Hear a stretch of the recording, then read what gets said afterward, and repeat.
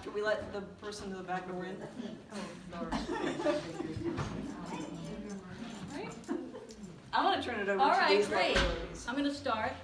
I see a lot of familiar, friendly faces, and thank you all for coming. Can you hear me? Yes. All right, good. We did this once in 2014 with Chelsea, and we had a microphone. Anyways, just to briefly introduce the two books, so you know what it's about, what you're getting into. I was thinking about calling this tour we're doing. We both have our both books out. This is our first in a series. At first I was thinking about calling it the Death Card Tour, but I thought that was a little heavy for people that don't do tarot, you know. But then I went to, it's definitely a soulful aging tour, because that's where our work intersects. You know, we're at the same stage of life. And I was calling it the Grief and Relief Tour also, because of this stage of life, there tends to be a lot of grief and loss, but there's also relief.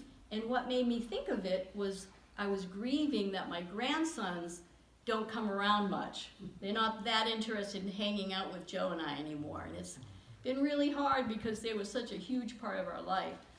So that was grief, but then I thought, oh, I don't have to get up at 6 a.m. and drive an hour down to Roanoke. So I adapted. So that's what I mean by grief and relief. It can first feel like grief, and then you can find the relief in the grief. So this book, what's the name of my book, Catherine? I'm kidding.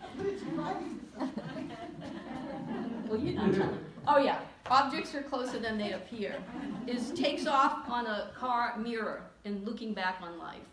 And just briefly, in the back, the blurb says, hitting an emotional chord, talking to my late sister in dreams, becoming a tourist to my own aging, and inhabiting the inner life where the ground of consciousness isn't mine alone.